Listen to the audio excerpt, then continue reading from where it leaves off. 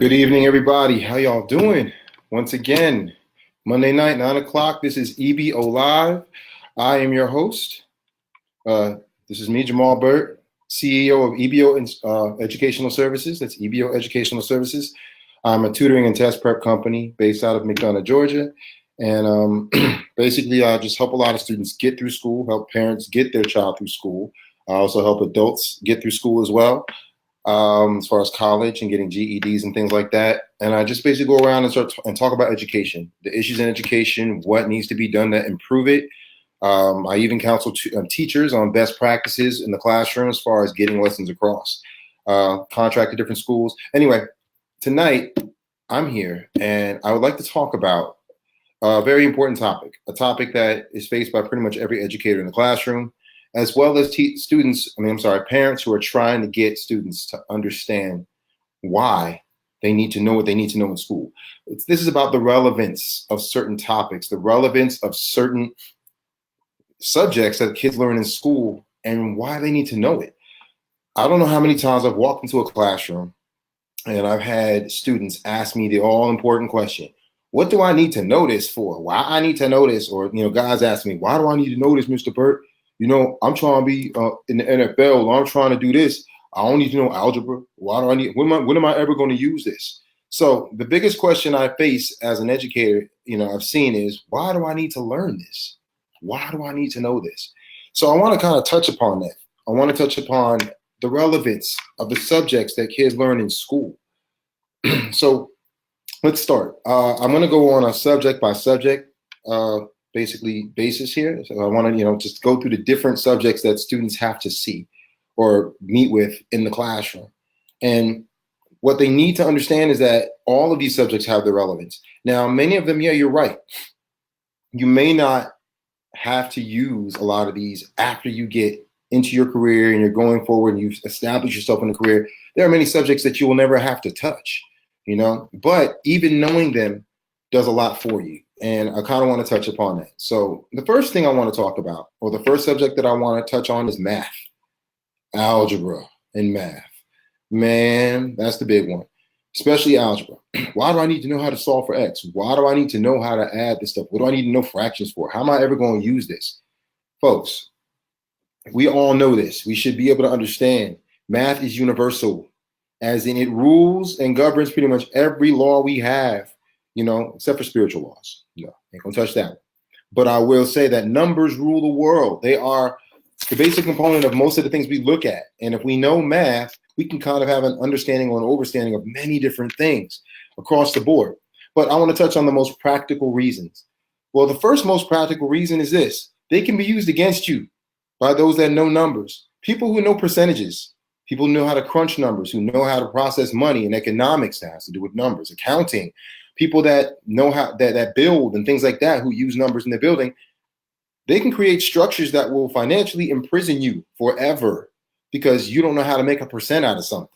Or you can sign a contract in your life, and because you don't understand percentages or because you don't understand fractions of things and pieces of things mathematically, you may be signing your life away, signing your paycheck away, signing a big majority of the money you earn can go away to companies because you don't understand the workings of finances and the workings of fractions, percentages, decimal points. I have too many students, high schoolers especially, who don't know how to turn a decimal into a percentage, who don't know how to find a percentage of something.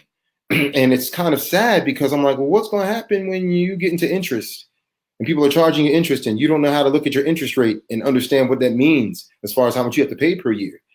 These are practical things that need to be taught in school. They don't. But at least if you learn fractions and percentages on a basic level, then later on you can kind of implement that into your understanding of things. Now, those of you who are in construction, those of you who want to do DIY projects, if you don't know how to do fractions, because many things are measured in fractions of an inch or fractions of whatever, and your measurements are going to be off by a whole bunch. And it's going to mean the difference between a good foundation of what you're building or a bad one.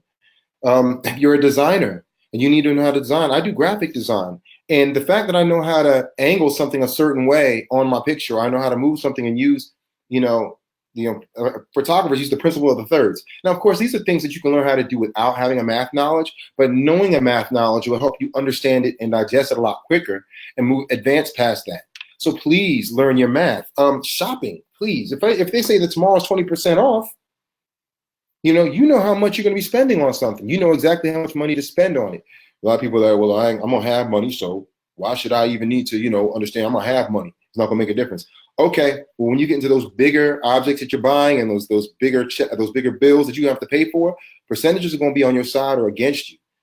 Okay, when you're making that money and you're putting it into a bank that gives you an interest rate every single year, or if you're playing the stock market, you need to know percentages. You got to know those percentages. Otherwise, you could be investing your money wrong or spending a lot more than you really have to on something.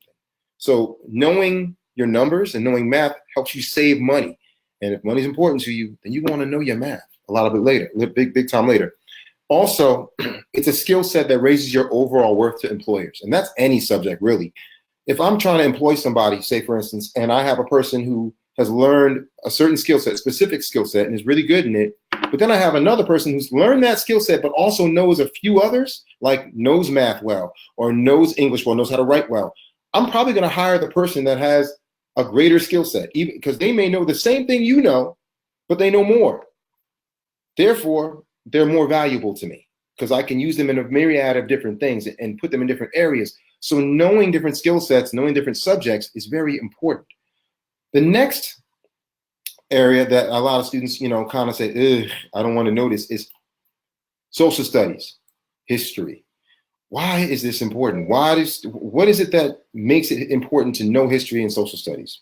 Folks, it's cliche. You've heard it. But if you don't know where if you don't know where you've been, then you don't know where you're going. Just four main reasons why. I've had this asked before in front of a classroom full of students. And the explanation I give makes it very clear. It gives you I wrote this down here. It gives you a clear view of where you stand in the grand scheme of things. So like if you know your history, then you kind of know where you stand in the place of your timeline, in the timeline of the world, the timeline of your family, the timeline of your city, the timeline of your existence. Imagine if you woke up tomorrow and had no recollection, no memory of any day before today. Where would that leave you? Number one, you wouldn't know where you were. Two, you wouldn't know how to get from where you are because you'd have no knowledge of anything having to do with you transportation or transporting yourself from that place or getting from that place. You don't know how you got there. Therefore, you don't even know where to go because since you have no preference of before, you don't even know where you're going from this point or how to even get yourself out of that situation. So it's important to have history. Those that don't know their past are doomed to repeat it. Duh. We've heard that before, and it's true. If you don't know the mistakes that people have made before you, you're probably going to make the same mistakes. But if you learn from somebody else's mistakes, you're prone not to make them. And then you can kind of move past certain parts that are issues to you. If you don't know where you are, you're basically lost. I already touched on that. And this is important. If you know yesterday, you'll understand now. And if you understand now, you can more effectively plan your future. You've got to know social studies. You've got to know history. Just for geographic sake, you got to know where you are geographically in social studies. You need to know where we are as far as politically. We need to know where we are as far as civil rights are concerned. We need to know where we are with a whole host of different things. You got to know this stuff in order to move forward. All right, for sciences, I mean, come on, people. The sciences, I don't need to go over that really because that's just obvious. For sciences, any of the sciences, chemistry, physics, biology, it gives you a basic understanding of how things work in the world around you. And if you know that, you can manipulate it to work for you. So people who are chemists, people who are physicists, people who are engineers, people who know different sciences can create and invent things in that realm that will benefit the world. And of course, those people who invent and create new things or even study the old stuff and revamp it. Big money makers, they invent new things and create all kinds of awesome stuff from that knowledge. Now, the next one would be English, reading, and literature, ELA. Woo, guys, with literature and reading, y'all know that most current fiction that you watch, movies, television, plays, I don't care what it is, even music, it's based on an earlier work. A big one I always use, an example I use would be The Lion King. Everybody should know by now that The Lion King is actually a retelling of Shakespeare's Hamlet. down to the almost the T as far as the plot is concerned. Both stories have to do with a king being killed and his son trying to figure out what was going on. But the son has to go off and find himself before he can come back and figure out the mystery. And you know that in both plays, the father comes to the son in a ghost form and, you know, tells him what happened, who did it, go back and investigate. Listen, I'm not going to go into too many details, but if you read both stories, you'll see, oh my gosh, this is like the same story, basically. Exactly. Well, many other stories are done that way. Anything you see now has been based on something pretty much before. Romeo and Juliet, big recurring theme. Also, knowing literature, there are many references to earlier works.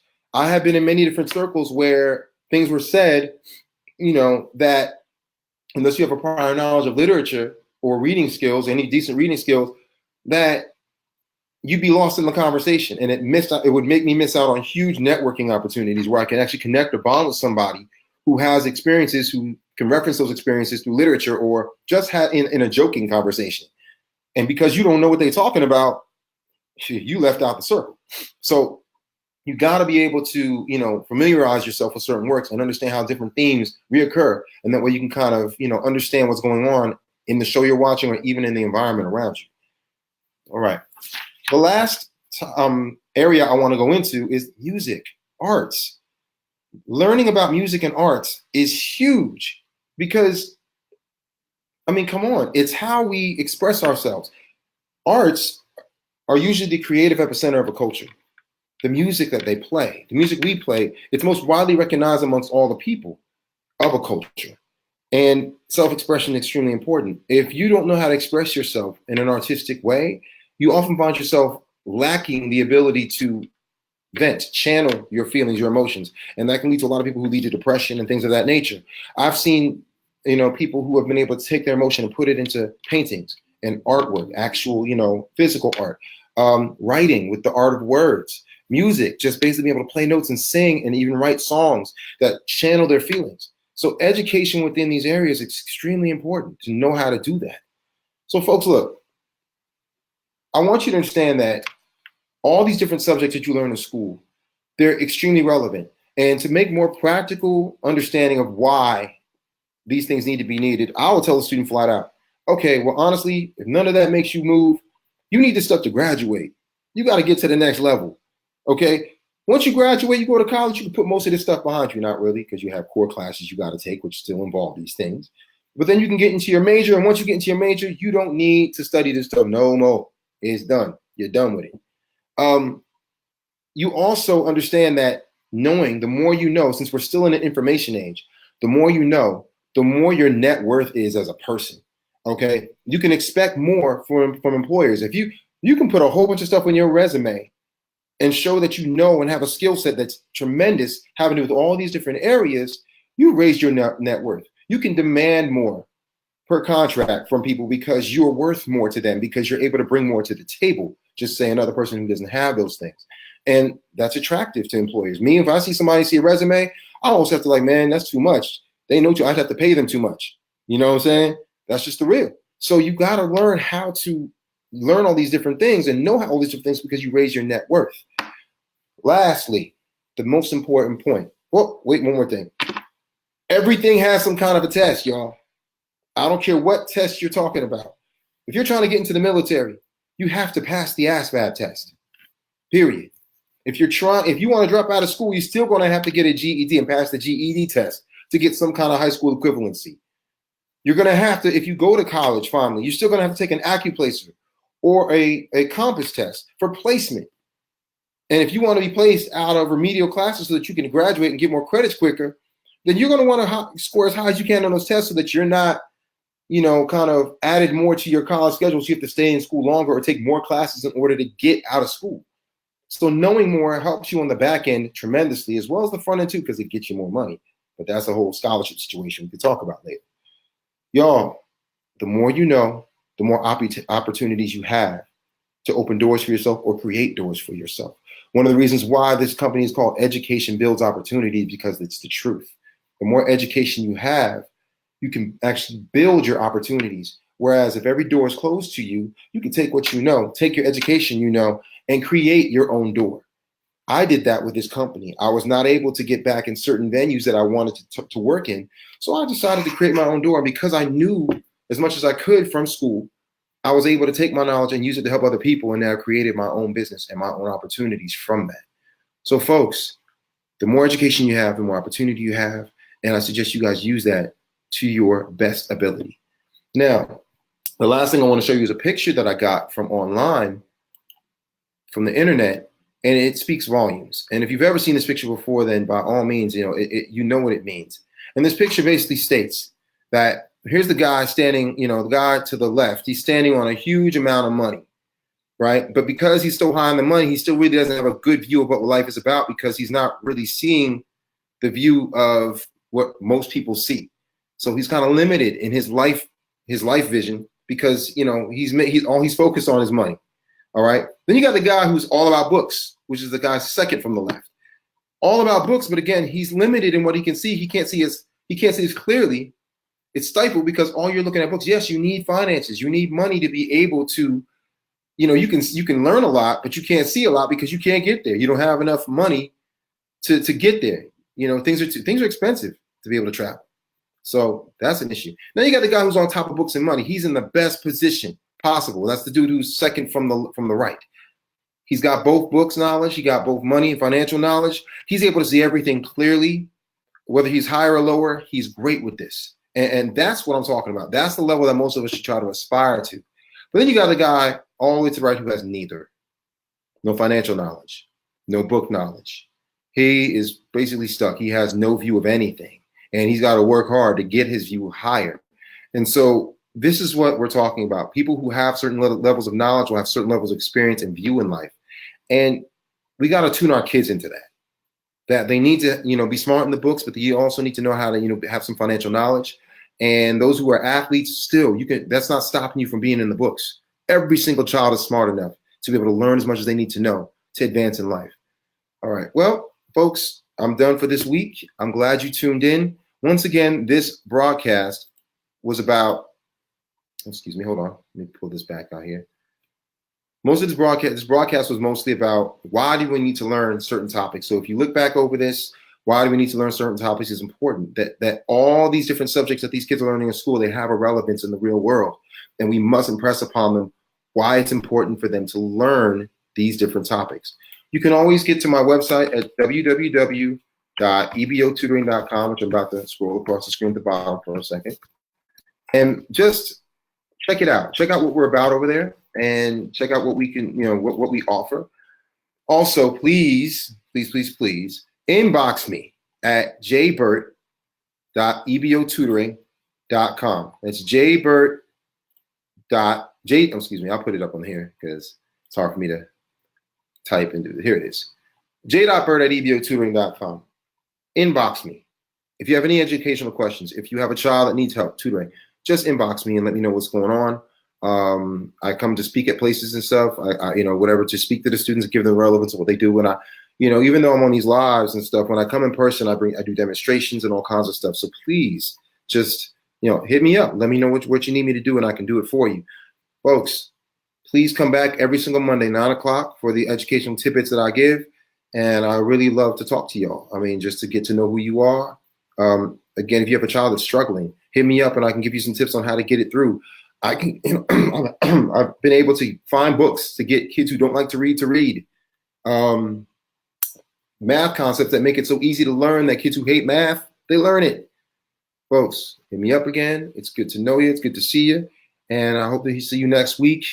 Tell your friends I'm here. Share these broadcasts and join into the conversation. I don't want to just keep talking about myself here. I want to know what you think about education. It's a part of all of our lives, so you have some input. Give me some input. Give other people some input. I'll put your comments up here. We will discuss them every single week. All right. Thank you again. Talk to y'all later. And once again, EBO, education builds opportunity. Learn, grow, EBO. Take care.